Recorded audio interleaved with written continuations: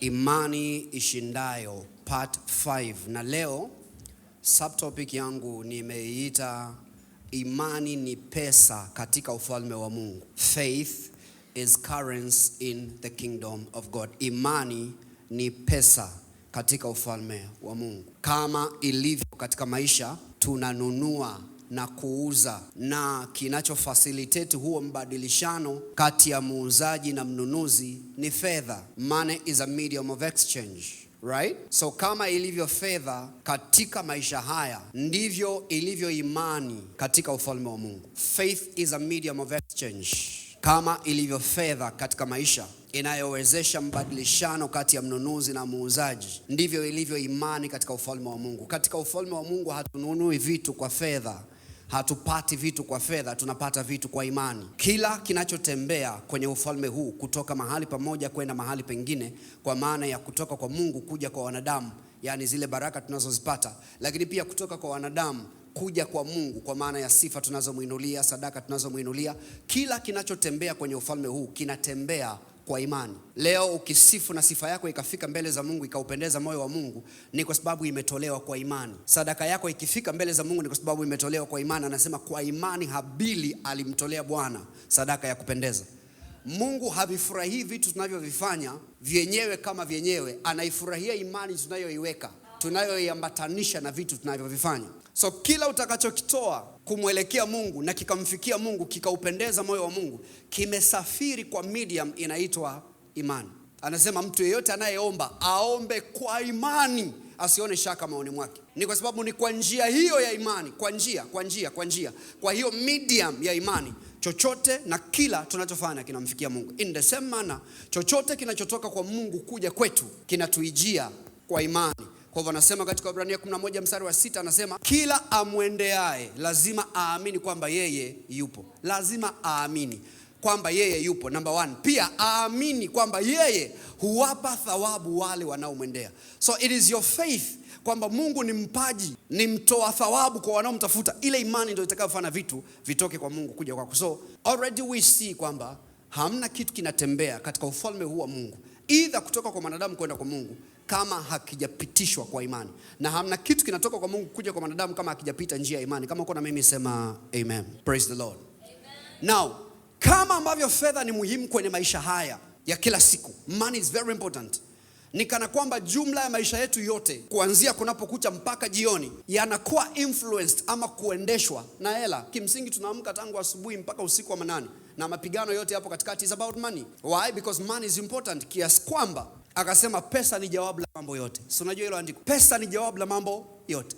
Money is important. Katika ulimwengu pia huu wa Mungu, katika ufalme wa Mungu, imani ni muhimu kiasi kwamba akasema yote yanawezekana kwake aaminie. Mwambie mwenzako imani ni muhimu kuliko pesa ilivyo muhimu. Can you believe that? Think about it. I'm trying to elevate the importance, the necessity of faith. Kama unavyohitaji pesa ili kufanya maisha, unahitaji imani zaidi ili kufanya maisha. Naomba nikukumbushe brothers and sisters, rasilimali zetu sisi za kufanyia maisha hapa duniani tunazichota kutoka kwenye ulimwengu wa roho. Mungu alivyotukusudia sisi tuliookoka, tuliozaliwa mara ya pili, tusiishi kama mwanadamu mwingine wa kawaida anayeishi kwa nguvu za kawaida, kwa akili ya kawaida, kwa namna ya nguvu za kimwili. Mungu amedesign kwamba tuishi kwa kutumia rasilimali zilizopo kwenye ufalme wake, na hatuwezi kuzitumia hizo kama hatujajifunza imani, kwa sababu imani ndio ambayo inasababisha hizo tuweze kuziapply. If you're with me one more time, sema amen. Now, Isaya 55 kuanzia mstari wa 1 mpaka wa 3, let's be quick. Kila aonaye kiu, njooni majini, naye asiye na fedha, njooni nunueni mle. Naam, njooni nunueni divai na maziwa. Njooni nunueni divai na maziwa. Malizia hiyo sentence inayobakia hapo. Bila fedha na bila thamani.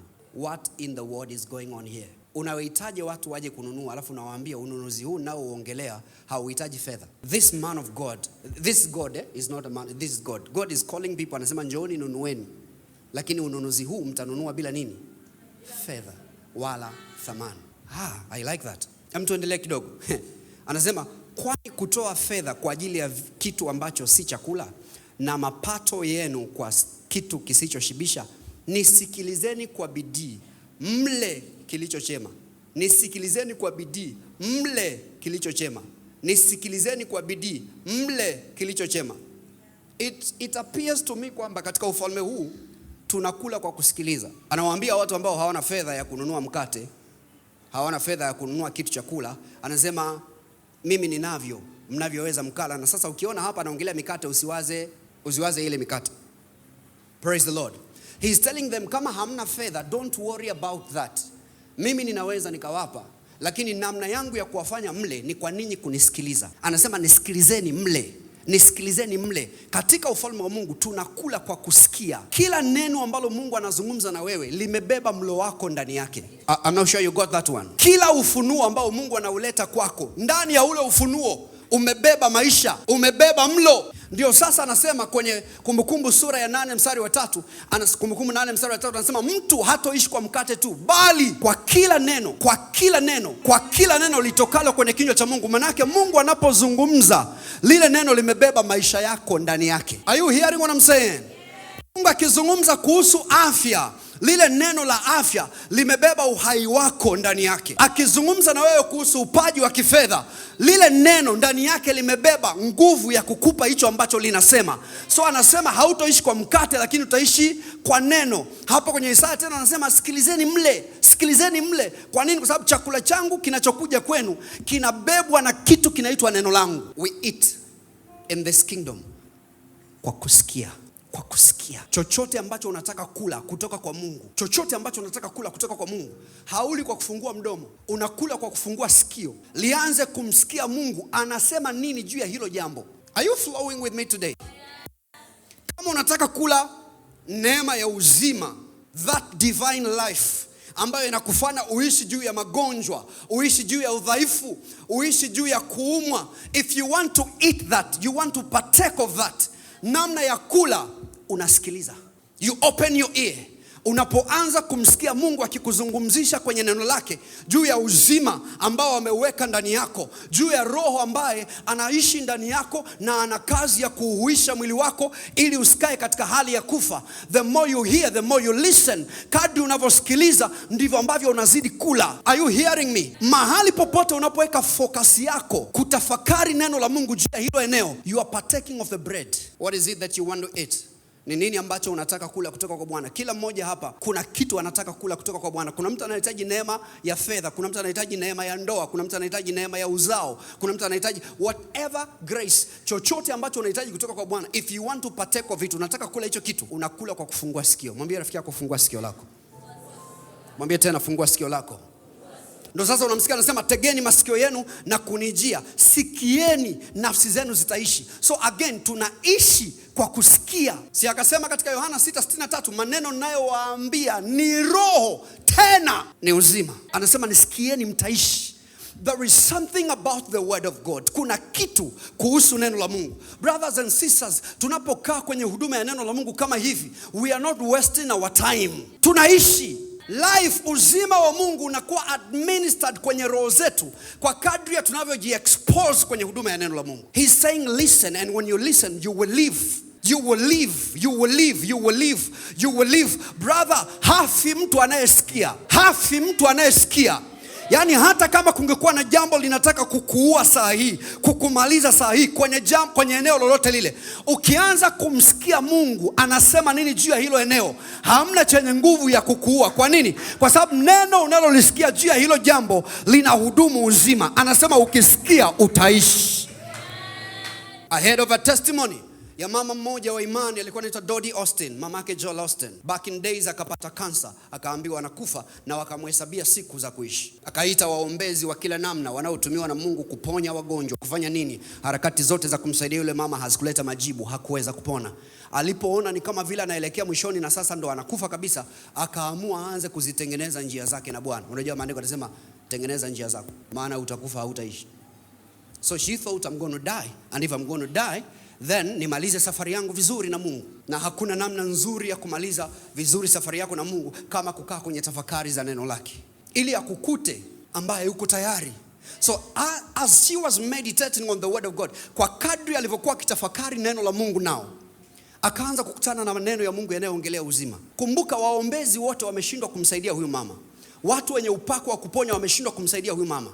ni kama sasa ameachwa to die, but akaamua dakika zangu hizi za mwisho nitafocus na neno la Mungu. And the story tells us, alivyoanza kusoma neno la Mungu akaanza kukutana na maandiko fulani yanamsemesha vitu vya ajabu. Maandiko yakaanza kukinzana na ambacho madaktari wamemwambia, kwamba sio lazima ufe kwa sababu madaktari wamesema utakufa. Kauli ya wanadamu sio kauli ya mwisho juu yako. Kauli ya mazingira na hali sio kauli ya mwisho juu yako. And so she believed the word of God. Mind you, hakuna mtu anamwombea huyu mama, hakuna mtu anamfanyia deliverance, hakuna mtu anaachilia upako. It is her and the word of God. When she got hold of the word, alipolipata neno, yule mama bila maombezi, bila chochote, aliishi miaka mingi sana baadaye. Miaka mingi sana baadaye. Miaka mingi sana baadaye. Why? Maandiko yamesema sikiliza utaishi. Sikiliza utaishi. Sikiliza utaishi. Chochote ambacho kinazama kwenye maisha yako, namna ya kukiinua juu sio kwa maombi peke yake. We know of prayer. Tunajua maombi kwa jina la Yesu hakitazama. Powerful, well and good. But did you know, neno la Mungu ukilipata kuhusu kitu fulani hakiwezi kuzama wakati una neno la Mungu, kwa sababu hakuna kitu kina nguvu ya kulizamisha neno la Mungu. Now, I hope umeelewa. Imani ni currency. So faith is currency. Faith is money. So hapa Mungu anawaita watu wake, anasema hivi, najua mna kiu, najua mna njaa, lakini pia ninajua nikiwaambia njooni mnunue, kitu cha kwanza mtakachowaza ni kwamba hatuna hela za kununulia. So ninawaambia kuna namna nyingine katika ufalme wangu huu ya kununua vitu kutoka kwangu ambayo haihitaji fedha. Kama haihitaji fedha, inahitaji nini? Inahitaji imani. Imani ni fedha katika ufalme wa Mungu ambayo tunaweza kuitumia kununua vitu. Sasa nikisema kununua, na tunaposema tunanunua bila fedha, tunanunua kwa imani, maana yake tunanunua bure. Kwa nini tunanunua bure? Kwa sababu Yesu alishalipa. Kama unataka uzima sahihi kwenye mwili wako, Yesu alilipa habari ya uzima wako. Alilipa kwa ukamilifu kabisa. Faith is how we receive from God. Petro wa pili sura ya 1 mstari wa 1. Watu wa Mungu, sijui kama umeelewa so far. Nachojaribu kusema ni kwamba unaweza kununua chochote kwenye ufalme wa Mungu kwa imani. Niangalieni huko mbele. Hey, look at me. Unaweza kununua chochote, literally chochote kabisa katika ufalme huu bila fedha, kwa imani. Story inatuambia Archbishop Idahosa siku moja wakati anafanya uzinduzi wa jengo lake kubwa la ibada lililoitwa Faith Dome. Akiwa katika uzinduzi siku ile, akawa anasema, ninajua kwamba watu wengi mtakuwa mnajiuliza humu ndani imegharimu kiasi gani kuweza kujenga jengo kubwa kama hili. Ndio mwitikio wa kwanza watu wanawaza, wanasema hela ambayo imelala hapa. Sema pesa itakuwa imelala hapa ya kufa mtu. So papa akawa anawaambia, anasema I know kwenye vichwa vyenu mtakuwa mnawaza pesa iliyotumika hapa, gharama iliyotumika hapa. Akasema nataka nisiwafiche, nataka kuwaambia gharama ambayo imetumika kujenga jengo hili.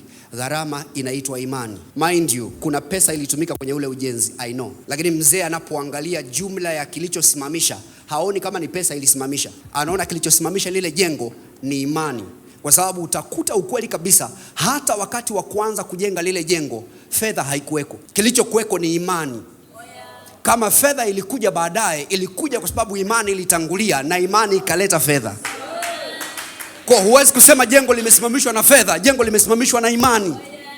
Gharama inayohitajika kwa wewe kusimamisha chochote unachotaka kusimamisha kwenye maisha ni imani. It's no money.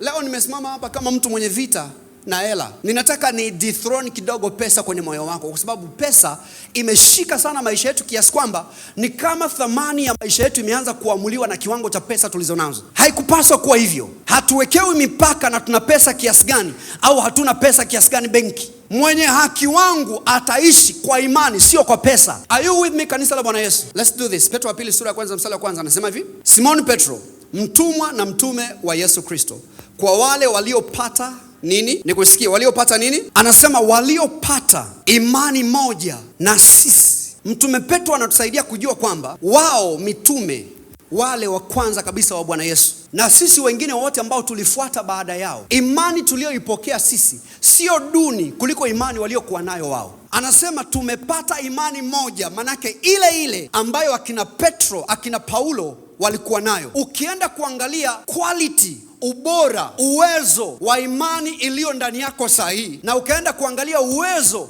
wa imani iliyokuwa ndani ya Petro na Paulo, ukizipima kwenye mzani, hautakuta ya kwao ina nguvu kuliko ya kwako. Kwa mujibu wa hili andiko, imani ni moja. Italeta tofauti kwenye matokeo, sio kwa sababu yenyewe kuna mahali imezidi nguvu na pengine imepungua, ila wanaoitumia hiyo imani ndo wanatofautiana. Potensi ya imani ni ile ile. Ndio maana ukiamini kama walivyoamini, unaweza kupata matokeo walioyapata. Na ukweli si tu kwamba imani hii ndo ile ile ambayo ilikuwa ndani ya mitume, ndo ile ile ambayo ilikuwa ndani ya Bwana Yesu. Ndio maana Bwana Yesu akawaambia, mkiona mimi ninatumia imani yangu kuambia mtini huu nyauka na ukanyauka, nataka msidhani kwamba ni kwa sababu mimi ni special sana.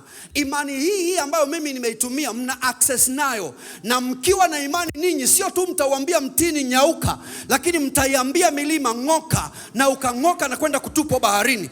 The reason mnaweza mkapata matokeo ya kuhamisha milima ni kwa sababu imani ile ile ambayo inafanya kazi ndani yangu ndo ile ile ambayo inafanya kazi ndani yenu. Ndo maana alikuwa na ujasiri wa kuambia, mimi ninaenda kwa Baba, lakini ninyi mnaobaki nataka mzifanye kazi ninazozifanya na kubwa kuliko zile ninazozifanya, kwa sababu nilicho nacho kinachoniwezesha kufanya ninayoyafanya ndo ambacho kinakuja ndani yenu kuwawezesha kufanya mnachopaswa kufanya. Nimekuja niuamshe moyo wako siku ya leo kwamba imani ile ile iliyokuwa ndani ya kina Petro ndo ambayo iko ndani yako. Imani ile iliyokuwa ndani ya kina Petro ndo ambayo ilikuwa ndani ya Bwana Yesu. Imani ile iliyokuwa ndani ya Bwana Yesu ndo ambayo ilikuwa ndani ya Baba pale mwanzo alipoziumba mbingu na nchi. Anasema kwa imani tunajua ya kwamba mbingu na nchi hazikufanywa kwa vitu vya kushikika, bali kwa vitu visivyoonekana. Na tunajua vitu vinavyoongelewa hapa ni imani. Sijui kama utaweza kuamini, lakini mitume walielewa ambacho Bwana Yesu alisema. Ndio maana walipokutana na yule kiwete kwenye mlango mzuri, wakamwangalia wakasema, tuangalie sisi, kwa jina la Yesu Kristo tuna kitu cha kukupa, simama uende. Wanapata wapi ujasiri? Kwa sababu wanajua kilicho ndani yao ndio kile kile kilichokuwa ndani ya Bwana Yesu. Wanathubutu kufanya waliomuona Bwana Yesu akifanya. Wanathubutu kufanya waliomuona Bwana Yesu akifanya. Hawasemi yeye alifanya kwa sababu ni mwana wa Mungu na sisi hatuwezi kwa sababu ni wavuvi wa samaki. Wanasema kama yeye alivyo ndivyo na sisi kama yeye alivyo ndivyo na sisi tulivyo. Kama yeye alivyo ndivyo na sisi tulivyo. Kama yeye alivyo ndivyo na sisi tulivyo. Tulimuona akifufua wafu, tuna ujasiri wa kufufua wafu. Tulimuona akiponya viwete, tuna ujasiri wa kuponya viwete. Wanapata ujasiri wa kufanya ambayo walimuona Bwana Yesu anafanya, kwa sababu wanajua wanacho ndani yao kilichokuwa ndani ya Bwana Yesu. Kama kanisa likijua limebeba kitu gani, kama kanisa likijua imani iliyoko ndani yetu, kama kanisa likijua neema zilizoko ndani yetu. Are you hearing what I'm saying? Are you hearing what I'm saying? So he says, mmepata imani moja na sisi. Because kwa haraka utasema wale walikuwa na Bwana Yesu moja kwa moja, kwa imani zao wenyewe ni thabiti kuliko sisi, imani zao ni bora kuliko. No. Anasema wao wenyewe wenye nacho. Unajua ukitaka kumsikiliza mtu, msikilize kwa sababu anacho, si ndio? Wao wenye imani wanasema hivi, tunataka mjue. Msituweke kwenye daraja letu alafu na ninyi mkajiweka kwenye daraja lenu. No, tunataka mjue kwamba tuko kwenye daraja moja. Kwenye hii familia hatujatenganishwa. Kwenye hii familia wote tuna access.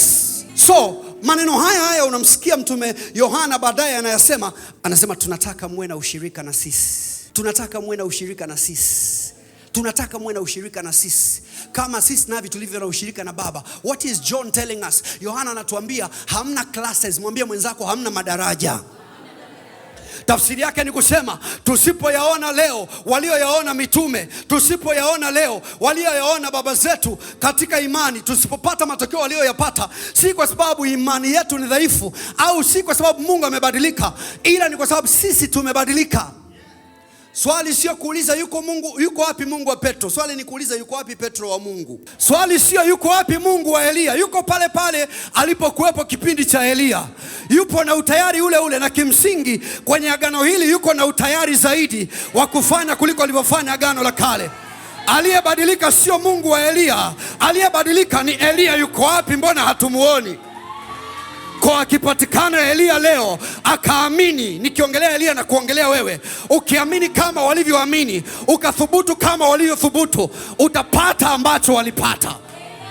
Are you hearing what I'm saying? Sema ni imani moja na wao.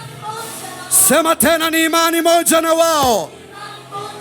Ndio maana inatuokoa leo kama ilivyowaokoa wao. Na wokovu wetu sio duni kuliko wokovu wao. Wokovu wao ni 100% na wokovu wetu ni 100%, kwa sababu wote tunaokolewa na imani moja. Are you hearing what I'm saying? Mwambie mwenzako iamini imani yako. One more time, iamini imani yako. One more time, iamini imani yako. Bwana anatafuta watu watakaoamini katika walivyo navyo. Anatafuta watakaoamini katika imani walizonazo. Anatafuta wanaoamini katika nini wamefanyika ndani ya Kristo. It's the same faith, brothers and sisters. So anasema ni imani moja na wao, lakini haishii hapo. Anasema imani ya thamani. Imani ya thamani. Imani ya thamani is a precious faith. It's a precious faith.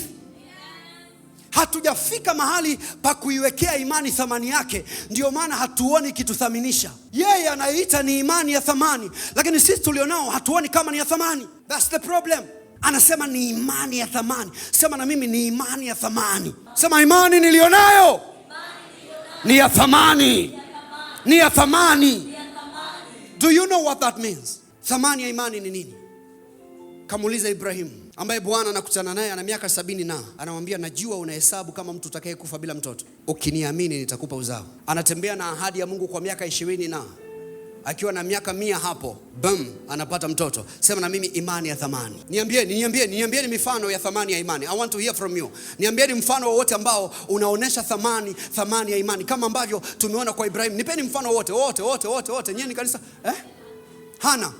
Yes, niambieni thamani ya imani. Nikuambie kwamba kuna mwanamke aliitwa Hana ambaye hana mtoto, na ambacho pesa isingeweza kufanya, imani ikafanya. Ambacho pesa isingeweza kufanya, imani ikafanya. Ambaye alikuwa amehesabiwa kuwa ni mgumba, ni tasa, hawezi kuzaa, kwa sababu ya imani akajipatia Samueli. Did you know, baada ya Samueli kuzaliwa, alizaliwa na mtoto wa pili, alizaliwa na mtoto wa tatu, alizaliwa na mtoto wa 4, alizaliwa na mtoto wa 5, wa 6, wa 7. Oh, are you hearing what I'm saying? Kutoka kwa mwanamke aliyehesabiwa kuwa hawezi kuzaa. Niambie thamani ya imani, nikuambie maisha ya Hana. Nikuambie thamani ya imani, nikuambie mwanamke ambaye alitokwa na damu, na maandiko yanasema alitumia vyote alivyokuwa navyo, na thamani yake hivyo vitu haikutoshana kumnunulia uzima. Alikuja akatumia fedha ya hali ya juu kwenye ufalme wa Mungu, inaitwa imani, ambacho pesa ilishindwa kununua, imani ikanunua. Aliyetokwa na damu kwa miaka 12 akaenda aliye mzima. Niambieni thamani ya imani. Mfano mwingine wowote. Who is there to tell me? Niambie kuhusu Yabesi. Nikwambie mtu ambaye mwanzo wake ulikuwa ni wa kukatisha tamaa. Mwanzo wake ulikuwa sio wa kutia moyo, lakini maandiko yanasema safari yake ilivyoendelea akawa wa kuheshimiwa kuliko ndugu zake wote. Yabesi ametuthibitishia kwamba kwa imani kesho zetu hazitakiwi zifanane na jana zetu. Yabesi ametuonesha kwamba kwa imani mianzo yetu sio lazima ifanane na miisho yetu. Unaweza ukamwamini Mungu na ukageuza mwelekeo wa maisha yako. Alivyoanza sio alivyoendelea, alivyoanza sio alivyomaliza. Kwa imani aligeuza hali aliyokuwa anaipitia. Aligeuza brothers and sisters. Sijui kama kuna watu wenye imani ndani ya nyumba. Nimekuja niwaambie miaka 5 inayofuata haitafanana kabisa na ulikotoka. Mwaka huu unavyoisha, ambao hawajaonana na wewe muda mrefu watajua kuna jambo jipya limetokea. Oh, tunakoenda hakufanani kabisa na tulikotoka. Kwa imani tutatoka kwenye tanuru hili la moto, na hatutakuwa hata na moshi. Acha kuungua, hata moshi hautakuweko. Imani inaweza kukutoa kwenye shimo lolote. Imani inaweza kukutoa kwenye hali mbaya yoyote. Sema imani ya thamani. Nikusikia sema imani ya thamani. Nikusikia sema imani ya thamani. Nikusikia tena sema imani ya thamani. Sema nilionayo ni ya thamani. Nilionayo ni ya thamani. Hii ndio sababu nimewaambia mara nyingi, usiseme hauna kitu kama una imani.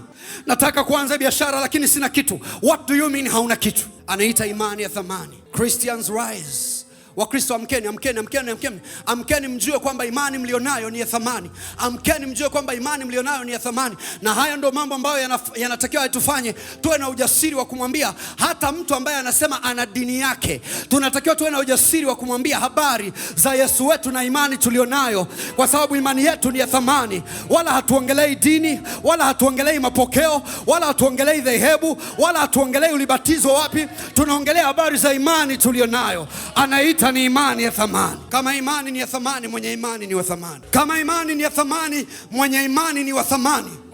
Kama imani ni ya thamani, kama imani ni ya thamani, mwenye imani ni wa thamani. Haya ndio mambo ambayo yatatusaidia kujua thamani yetu haipimwi na pesa tulizonazo, inapimwa na ule utajiri wa kweli wa rohoni. Kama imani ni ya thamani, mwenye imani ni wa thamani. Never catch yourself ukisema sina kitu. What do you mean hauna kitu? I have faith. I have faith. I have faith. What do you have? What do you have? Tell me, what do you have? DRC, what do you have?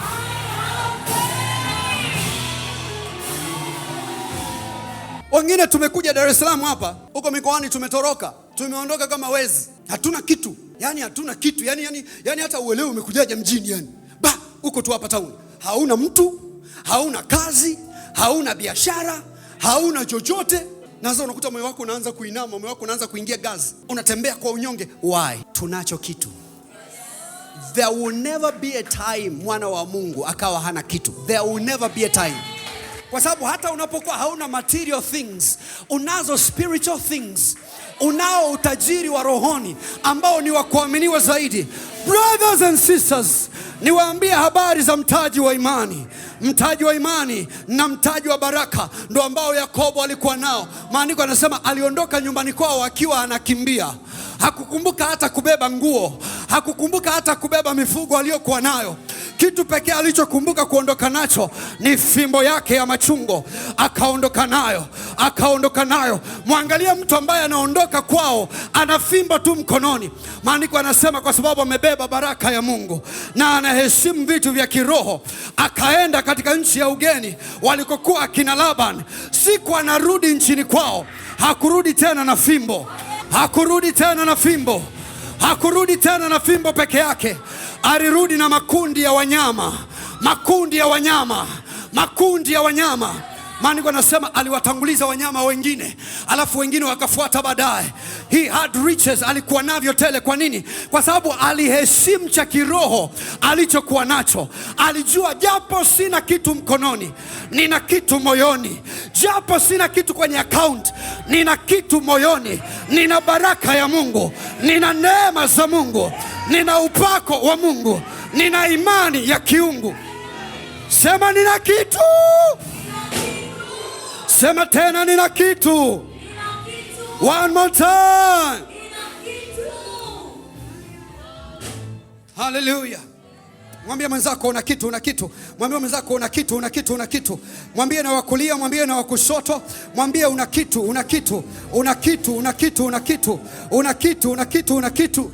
Waebrania 11 mstari wa 7, maandiko yanasema kwa imani. Sema na mimi kwa imani. Sio kwa pesa. Kwa nini?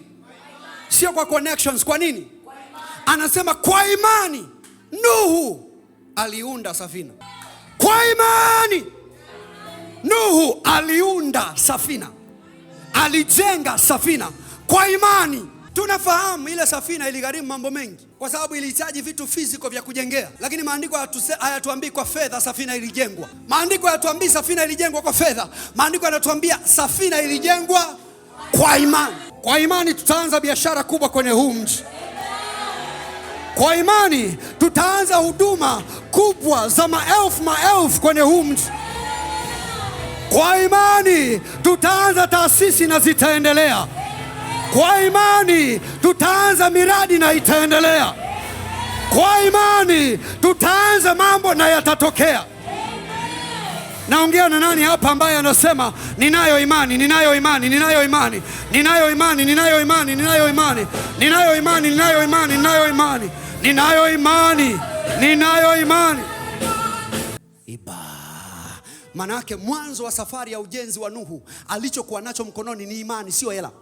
Unapata maono mengi ndani yako ya kufanya vitu, lakini unayazima haraka, kwa sababu kila yanapokuja, cha kwanza unachowaza, unawaza pesa. Usiwaze pesa, waza imani, kwa sababu imani inaweza ikaleta pesa, na zaidi ya pesa, imani inaweza kukupa tunda la mwisho hata bila pesa. You didn't hear what I said. Talk to me. Talk to me. Tungekaa mezani tuongelee gharama inayohitajika kujenga safina. Unafikiri ni gharama kiasi gani? Ni pesa kubwa sana. Pesa kubwa. Ule ulikuwa ni mradi wa kutisha kabisa. Na hatuoni Nuhu akimuuliza Mungu, iko wapi hela? Wewe kila unachotaka kufanya, wazo lako la kwanza ni iko wapi hela? Hebu niulize. Naomba nikuulize. Maandiko yanatuambia Nuhu alipohubiri habari za gharika inakuja, watu wote walimcheka wakamdhihaki. Si ndio? Alibaki yeye na watoto wake. Watu wangapi ndani ya safina? 8. Niambieni, watu 8 mnajengaje safina kubwa kama ile? Nyie mnaelewa? Hapo 8 unaongelea ni pamoja na mke wake na wanawake wengine 2. How do you build an ark? Mnajengaje safina watu 8? Mradi mkubwa namna hiyo. Hizo hela mmetoa wapi kwanza? Haya, hizo nguvu mmetoa wapi? Kwa sababu watu waliokuwa wanaambiwa habari za safina walikuwa wanabeza. Manake si kwamba kijiji kizima kiliamua kujitolea kwamba Nuhu tutajenga pamoja na wewe. Walimkataa. Manake ungeenda kumwangalia Nuhu mwanzo wa ule mradi wake wa ujenzi wa safina, hakukuwa na chochote kinachoashiria kwamba anaweza akafanikiwa. The guy had only faith. Kitu pekee alichokuwa nacho ni imani. Believe me, ukijifunza kuiamini imani kwamba ni kitu, ni mtaji, unaweza ukafanya na imani mambo ambayo huwezi kufanya na pesa. Watu wanaona ministries kubwa zinafanya vizuri, wanadhani vitu vilianza kwa sababu pesa zilikuweko, mavitu yalikuweko. No, imani ilikuweko. Nisikizeni watu wa Mungu, imani inaweza ikakupa. Imani inaweza ikakupa. Mwanzo wa ujenzi tunaanza na imani, sio na vitu. Leo unamuona mtu ana mavitu mengi ya kushikika, na unasema ningekuwa na kile alichonacho, na mimi ningekuwa mkubwa. Unashindwa kuelewa kilichomfikisha kuwa na vile alivyo navyo ni kitu kisichoonekana, ni baraka, ni kibali, ni imani, ni vitu vya rohoni. Let's learn to value, tujifunze kuheshimu vitu vya rohoni. Are you hearing what I'm saying? Niko kwa imani, naunda kitu changu mdogo, sina haraka. By faith, I'm building my thing. Mwambie rafiki yako, tuunde kwa imani. I've told you many times. Ukiona watu wanaitisha live recordings, sijui wanafanya manini, unaweza kadhani budget yote imetimia, alafu ndio wanaenda uwanjani. Sometimes watu wanafika hadi siku ya kufanya hiyo tukio lenyewe, hela hamna, lakini imani iko hivi. Aliyekwambia hela ndio kila kitu ni nani? Katika ulimwengu huu vitu vinafanyika kwa imani, sio kwa hela. Money comes after faith has come. Kuna kimoja cha kutangulia, na cha kutangulia ni imani, sio material things. Are you hearing what I'm saying? Kuna kimoja kinatangulia kabla ya vingine. Imani inatangulia kabla ya vingine. Iweko imani kwanza. Sema nitafanikiwa. Sema nitajenga vitu vikubwa. Sema nitaunda vitu vikubwa. Alafu malizia kwa nini? Kwa nini kanisa la Bwana? Kwa nini kanisa la Bwana? Kwa nini kanisa la Bwana? Somebody shout kwa imani. Kwa imani. Zungumza nao 2 watatu, waambie usiiname moyo. Usiiname moyo, amini tu. Amini tu. Hallelujah. Sema ninayo imani. Kwa ninaweza. Sema tena, ninayo imani. Kwa hiyo ninaweza.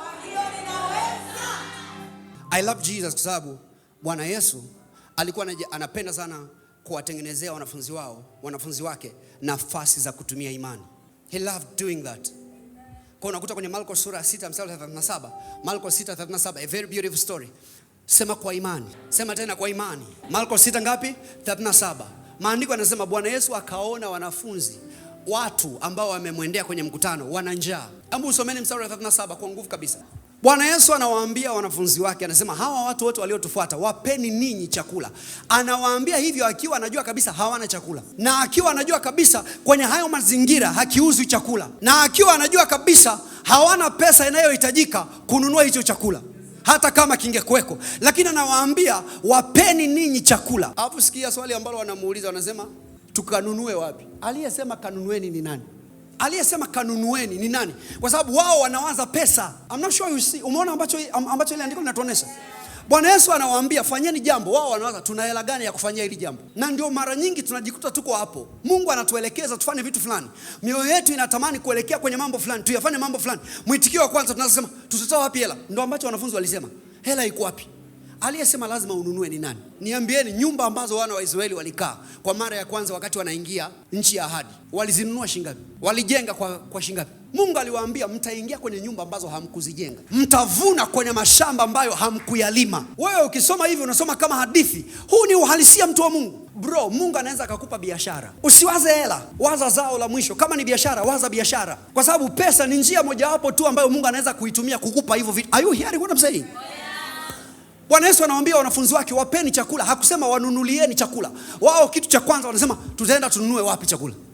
All that you're thinking is money, money, money, money, money, money. Unawaza pesa tu. Navyokufokea utafikiri kuwaza pesa ni dhambi. Wakati mwisho wa ibada hapa nitasema tutoe sadaka. Sasa sijui utatoa imani. Sasa mchungaji, ninayo imani ya thamani. Fedha na dhahabu sina, lakini imani ya thamani nilionayo. Receive. Praise the Lord. So Jesus is telling them, brothers and sisters, kwa nini mmekuwa wazito kuelewa mpaka saa hii? Vitu havipatikani kwa sababu mna hela. Mnapaswa kuamini. Yaani lile neno ambalo Bwana Yesu aliwapa la kusema wapeni ninyi chakula, lile neno lilitakiwa lizalishe imani ndani yao. Wajue kwamba hata kama hatuna mahali pa kwenda kununua, tunaweza tukafanya muujiza. Moja ya kosa kubwa ambalo tunalifanya tukiwa tunaombea uchumi wetu. Kwa mfano mtu anataka kuanza biashara. Kitu pekee anachoomba, anasema Baba nipe mtaji. Usiombe mtaji, omba biashara. I'm not sure you got what I'm saying. Usiombe mtaji. Usiombe mtaji kwa maana ya hela. Omba biashara, kwa sababu Mungu ana namna nyingi za kukupa biashara. Mojawapo ni kukupa mtaji wa kuanzia biashara. Ya pili ni kukupa biashara ambayo imeshaanza tayari. Tumeona kwenye maandiko Mungu amefanya hivi vitu sana tu. Omba matokeo ya mwisho, usiombe kupewa mwanzo. Mungu yeye ndo atachagua atakupitishaje kufika pale ambapo unataka kufika. Is this making sense? Ninaomba waniite kwenye interview. Unataka kuitwa kwenye interview, unataka kazi? Talk to me. Unachotaka ni kufanyiwa interview, unataka kazi? Kwa unaomba zao la mwisho, unaomba tunda la mwisho. Sio hivi, kwa sababu Mungu ana namna nyingi. Unaweza ukapewa kazi mahali bila kufanyiwa interview. Ninajua watu ambao wamepata kazi bila interview. I know people like that. Sema imani ya thamani. Sema nilionayo mimi ni ya thamani. Mwambie rafiki yako ulionayo wewe ni ya thamani. Mwambie tena. Sio lazima itumie hela. Inaweza ikatumia imani. Mnamkumbuka Bwana Yesu alikuwa anataka punda. Anawatuma wanafunzi wake, anasema nendeni. Nafikiri ni Luka sura 19, 30-31. Luka 19:30-31. Anasema nendeni mpaka kijiji kinachofuata, alafu mtamkuta mwanapunda, mumfungue. Alafu akijua kabisa wanafunzi wa Yesu watamuuliza, hela iko wapi? Akawaambia mtu yeyote akiwauliza, mbona mnamfungua? Mwambieni Bwana anamhitaji. Maana yake nini? Chochote ambacho Bwana anakihitaji, Bwana lazima akipate. With or without money. Maadamu uhitaji upo, provision ipo. So Jesus saying, achaneni na habari za hela ya kununua huyo mwanapunda. Ninawatuma na neno ambalo nawatuma mwende nalo linatosha. Wakiwauliza semeni Bwana anamhitaji. Maana yake akili ya Bwana Yesu ilikuwa inasema hivi, nikiwa na uhitaji, provision ipo. Why can't you believe that? Ukiwa na uhitaji, namna ya kukidhi huo uhitaji ipo. Nini unataka? Maadamu una uhitaji nacho, namna ya kupatikana ipo. Are you hearing what I'm saying? Sema nina haja nacho. Kwa ninacho. You got it right? Sema nina haja nacho. Kwa hivyo ninacho. Sema tena nina haja nacho. Kwa hivyo ninacho. Nikiwa na haja na pesa, inapatikana ninapohitaji. Nikiwa na haja na nafasi, inapatikana. Nikiwa na mhitaji mtu, anapatikana. Nikiwa nahitaji promotion, inapatikana. Inapatikana ninapohitaji. Na ndio sababu anapohitaji kodi, anamtuma Petro, nenda kavue samaki. Wa kwanza utakayemkamata ndani yake anayo hela tunayohitaji. Kila kunapokuwa na uhitaji, kuna provision. Kila kunapokuwa na uhitaji, vinapatikana. Alihitajika mwana kondoo kuchinjwa badala ya Isaka, akapatikana. Alihitajika mwokozi wa kufa kwa niaba yetu, akapatikana. Kila kinachohitajika kwenye ufalme huu wa Mungu kinapatikana. Kimsingi kinahitajika kwa sababu kinapatikana. Did you hear what I said? Sema nikikihitaji kinapatikana. Watu wa Mungu, haya mambo nayowaambia ni kama vile naongelea hewani, najua, lakini najaribu kuambia kuna maisha mengine zaidi ya unayoyaishi. Ukiuona uhitaji, hapo hapo jambo la kwanza kumbuka, cha kukidhi uhitaji kipo. Sema nikihitaji, vinapatikana. Maanake ukihitaji mume, ukihitaji mke, ukihitaji biashara, ukihitaji watoto, unafahamu moja ya jina la Mungu ni kwamba kwake vinapatikana. Ni moja ya jina la Mungu. Kwake vinapatikana. Kwake vinapatikana. Kwake vinapatikana. Ibrahimu akamwambia Isaka, usiogope kuhusu atatoka wapi mwanakondoo. Tukifika mahali pa kumchinja mwanakondoo atapatikana. Bwana atajitwalia. Siku ukihitaji promotion itapatikana. Siku ukihitaji kuanza biashara itapatikana. Na kama hiyo siku ni leo, ninakuombea katika jina la Yesu kwamba ipatikane kwa wepesi. Ipatikane kwa wepesi. Ipatikane kwa wepesi. Ipatikane kwa wepesi. Sijui ni nani yuko hapa ndani, whatever it is ambacho unahitaji kama mtumishi wa Bwana, kwa neno alilonipa leo, ninatangaza kipatikane kwako. Kipatikane kwako. Kipatikane kwako. Kipatikane kwako. I said kipatikane kwako. Kipatikane kwako. In the name of Jesus. In the name of Jesus. In the name of Jesus. Sikia, kuna neema Mungu anakupa, neema ya kuvipata vinapohitajika, neema ya kuvipata vinapohitajika, neema ya kuvipata vinapohitajika, neema ya kuvipata vinapohitajika. Mahali pengine akasema, kabla hamjaomba nitawajibu. What is that? Kabla hamjaomba nitawajibu, manake mngali katika kuonesha uhitaji mioyoni mwenu. Nitawajibu ni neema ya vinapatikana vinapohitajika. Ingia kwenye hayo maisha katika jina la Yesu. I said, ingia kwenye hayo maisha katika jina la Yesu. Ninakuongelesha haya maneno kwa mamlaka ya hili neno. Kwa mamlaka ya hili neno. Kama unaamini hili neno, this is your possibility. Ingia kwenye haya maisha katika jina la Yesu. Did I hear you shout amen? Did I hear you shout amen? Hebu kwa dakika moja jiombee, mwambie Baba, ninaipokea hii neema ya kuvipata vinapohitajika, kuvipata vinapohitajika, kuvipata vinapohitajika. Kama unahitaji biashara, tangaza kwamba ipo. Kama unahitaji mume, tangaza kwamba yupo. Ni mke, tangaza kwamba yupo. Ni huduma, tangaza kwamba ipo. Whatever it is that you desire. Kama kuna uhitaji, ni kwa sababu kuna provision. Katika mlima wa Bwana itapatikana. Katika mlima wa Bwana Sayuni, ambapo ndio mahali ulipo, ambapo ndio mahali unaishi, itapatikana, itapatikana, itapatikana hiyo biashara kwa jina la Yesu. Mwaka huu hautakuacha bila hiyo miujiza unayotaka. Mwaka huu hautakuacha bila hiyo miujiza unayoitaka. Itapatikana mwaka huu. Itapatikana mwaka huu. Itapatikana mwaka huu. Miezi iliyobaki ikupe. Miezi iliyobaki ikupe. Ikupe. Ikupe. Ikupe. Ikupe. Ikupe. Ikupe. Barama kapakata. Rana makosa taba. Ramande kopokota kata. Mwambie Baba, ninaamini ambacho umesema na mimi. Ninaamini ambacho mtumishi wako amesema. I believe. Inapatikana, inapatikana. Inapatikana, inapatikana. Inapatikana, inapatikana.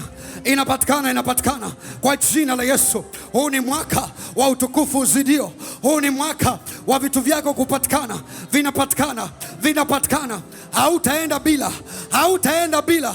Hautaenda bila. You will not go without. Vinapatikana, vinapatikana. Vinapatikana kwa jina la Yesu.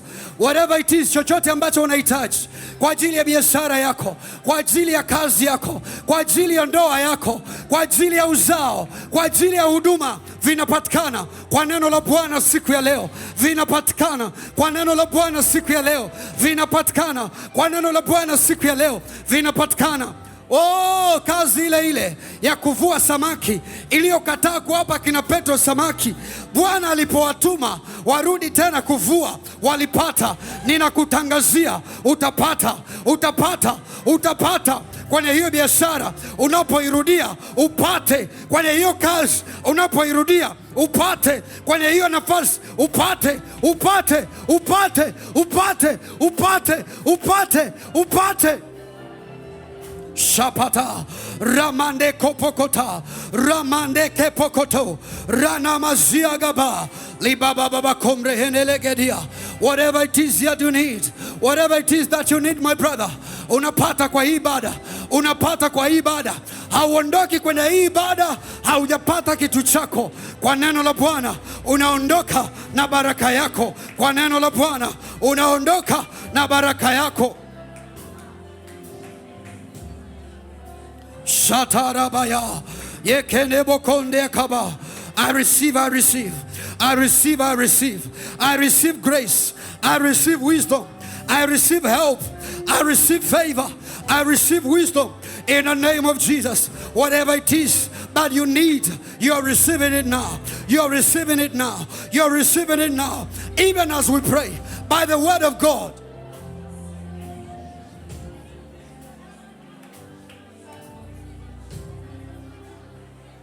Una dakika mbili za kuomba. Omba, usishangae.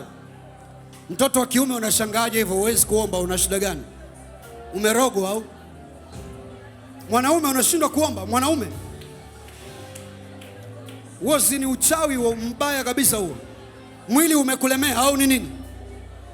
You are a man, you should pray. Sister, why are you not praying? Pray.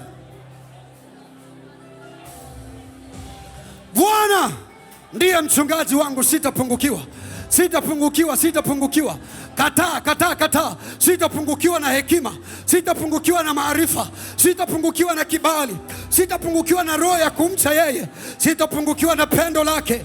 Ndani yangu linamiminwa, linamiminwa, linamiminwa, linamiminwa. Bwana, Bwana, Bwana, Bwana ndiye mchungaji wangu, ananilaza katika malisho ya majani mabichi, ananilaza katika utele mwaka huu, ananilaza katika utele mwaka huu, ananilaza katika utele. Sitapungukiwa. Kama kanisa hatutapungukiwa. Tunavyo tunapovihitaji, tunacho tunapokihitaji. Kama mtumishi wa Bwana, mwanafunzi, jiombe. Ninachopokihitaji, ninacho ninapokihitaji, ninacho ninapokihitaji. My faith is my currency. We purchase by faith. We purchase by faith. Bwana ni mchungaji wangu, sitapungukiwa. Mshukuru Bwana sasa, mshukuru Bwana. Mshukuru Bwana, mwambie asante, asante kwa kunisaidia. Mwambie asante kwa kunisaidia. Mwambie asante kwa kunisaidia. Mshukuru kwa imani, mshukuru, mshukuru. Mwambie Baba, umenisaidia leo, umenisaidia, asante. Umenisaidia. Sitaogopa, nitaenda kwa ujasiri kwa sababu ninachohitaji kitapatikana. Kuanzia leo kitapatikana. Kuanzia wiki inayokuja kitapatikana. Thank you precious Holy Spirit. Mathayo anasema umepata hivi ulivyopata kwa sababu ya maneno ya unabii yaliyokutangulia. Kwa sababu ya maneno ya unabii yaliyokutangulia. You see, what I found out, mtu wa Mungu akiwa anafundisha siku ile, nikasema kumbe kwenye safari ya maisha mtu anapaswa kutanguliwa na maneno. Think about that. Alisoma tu hilo andiko akaliacha, akawa anaendelea. But when he said that, anasema kwa sababu ya maneno ya unabii yaliyokutangulia. It means kwenye safari ya Timotheo, this man alitanguliwa na maneno. Unaelewa tafsiri yake? Maisha yako unatakiwa utanguliwa na maneno ya unabii. Maana kuna mahali utafika. You see, hautakiwi uingie mahali ambapo maneno yako hayajaingia kabla. Kila mlango ambao unaenda kuugonga utakufungukia kwa sababu kabla wewe hujafika kimwili, maneno yako yalikutangulia. Yakafika kwenye ule mlango, yakaufanya ulio tayari kwa ajili yako kuingia. Yatangulize maneno kwenye kesho yako. Yatangulize maneno, yatangulize maombi, yatangulize matamko ya imani. Kabla hujafika, maneno yako yawe yameshaenda. Na hayo maneno yamefanya mambo yote kuwa tayari kwa ajili yako. So when you go, unapokutana na hayo mazingira, unayaona kama ni mapya, lakini yale mazingira kwa yenyewe wewe sio mpya. Kwa sababu yalishawahi kukutana na wewe kwa njia ya maneno ambayo uliyatanguliza miaka mingi kabla. Are you hearing what I'm saying? You can send words in your tomorrow. It's the advantage that we have in Christ. Unaweza kuyatuma maneno kwenye kesho yako ambayo hujaiingia. So unaona hiki ambacho tunakifanya, haya matamko ambayo tunayafanya, tunayatamka juu ya maisha yako, tunayatamka juu ya maisha yako. Kuna siku utakutana na mlango hivi, na hiki kinachoongea na chenyewe ni matamko ya imani juu ya maisha yako. Kuna siku utaingia hivi mahali, kabla hujagonga mlango utakufungukia, kabla hujaongea, kabla hujajitetea, kabla haujaomba, ule mlango utakufungukia. Kwa nini? Kwa sababu tumeuprogram kwa maneno. Long way kabla wewe hujaenda, maneno yamefika. In the same manner, tunapoyatuma maneno yanatangulia kuondoa vizuizi mbele yako. Mahali ulipotegewa kwamba utakufa, utaharibikiwa, unapita na watu wanashindwa kuelewa umepitaje, ni kwa sababu wasichokijua, kabla hujafika physically, ulifika kwa maneno ya unabii. Ulitamka maneno ya imani. So when we speak words, there is no time limitation. Ni maneno gani yameitangulia kesho yako kabla hujaingia? It's very important. Make sure kwamba kesho yako imepokea maneno ya kutosha, maagizo ya kutosha. Maagizo ya kutosha. You program your tomorrow by words. Are you hearing what I'm saying? Oh yeah. Haujapata mke, haujapata mume, lakini ushawasemesha watoto wako miaka mingi sana hata kabla hawajatokea. Hauna wasiwasi kama nitapata watoto au sitapata watoto. Unajua unao. Kwa nini? Kwa sababu katika roho umekuwa ukiwasema sana, umekuwa ukiwataja sana. You speak words. Can I speak words over your life? Can I speak words over your life? Esau akalia, akamwambia baba yake, hauna kweli baraka ya kunipa? Akalia. Kwa nini analia? Kwa sababu hajaambiwa maneno juu ya kesho. Kwa sababu ambacho mzee wao alifanya kumpa Yakobo, alimpa ni maneno, hakumpa chochote cha kushikika, alimpa maneno juu ya kesho. Na huyu mtu akayaheshimu maneno juu ya kesho yake, kiasi kwamba he was crying. Naomba unipe maneno juu ya kesho. I really need that. You are a prophet of your own life. You should learn to prophesy. Inua mikono yako juu if you will. Baba, nimelileta hili neno kwa watu wako kama ulivyonipa. Nina ujasiri kabisa, sijazungumza maneno yangu. Sina hekima za namna hii. Sina maneno mazuri ya namna hii. Sina ujasiri wa kuongelesha possibilities kubwa namna hii, isipokuwa kwa sababu nilichosema ni neno lako. And because I have said your word, I know maneno haya hayataanguka chini. Kila aliyeamini, Baba, ninaomba alichoamini akapate matokeo yake. Na kwa jina la Yesu, kama mtumishi wako juu ya maisha yao, ninaomba saa hii na kutabiri juu ya maisha yao kwamba utakapotoka hapa kuyaendea mambo yako, in the name of Jesus, yatakupokea tofauti na kawaida. Yatakupokea tofauti na kawaida. Yatakupokea tofauti na kawaida. Yatakupokea tofauti na kawaida. Biashara yako ikupokea tofauti na kawaida. Kazini kwako pakupokea tofauti na kawaida. Huduma yako ikupokea tofauti na kawaida. Ukapate matokeo ya ajabu katika jina la Yesu. Walipata walioyapata kwa imani, ninakutuma ukapate unachohitaji kwa imani. In the name of Jesus. In the name of Jesus. Maandiko yanasema wale wakoma walipokuwa njiani wakienda, baada ya kuwa wameachana na Bwana Yesu, wakapata miujiza njiani. Utakapokuwa njiani ukitoka hapa, wiki hii yote inayofuata, mwezi unaofuata, baada ya kutoka hapa, enter into your miracle in the name of Jesus. Enter into your miracle in the name of Jesus. Enter into your miracle in the name of Jesus. Ingia muujiza wako katika jina la Yesu. Ninaiagiza kesho yako, iandae mambo yote tayari kwa ajili yako. Iandae mema kwa ajili yako. Iandae nafasi kwa ajili yako. Iandae heshima kwa ajili yako.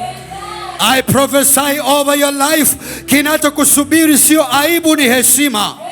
Kinachokusubiri sio machozi, ni kicheko. Kinachokusubiri sio kupoteza, ni kupata. Sio kurudi nyuma, ni kwenda mbele. In the name of Jesus.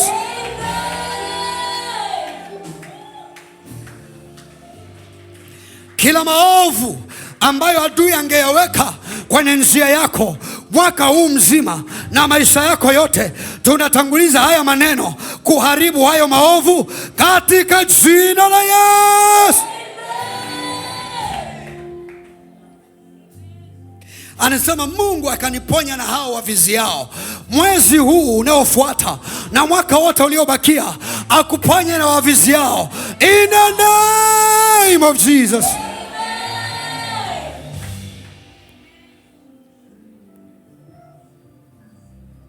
Kama fedha ni imani, maana yake tunaweza kununua kwa imani. Ninaiachilia imani yangu iungane na imani yako kwa jina la Yesu. Tunapokea muujiza wako. Tunapokea mpenyo wako. Tunapokea mpenyo wako. Tunapokea hatua zako. Tunapokea heshima yako. Tunapokea majibu yako kwa jina la Yesu. Nenda ufanikiwe. Nenda ufanikiwe. Nenda ufanikiwe. Nenda ufanikiwe. Kama neno la Bwana liisivyo, nenda ufanikiwe katika jina la Yesu. Kama ni mwana imani, mshukuru Bwana.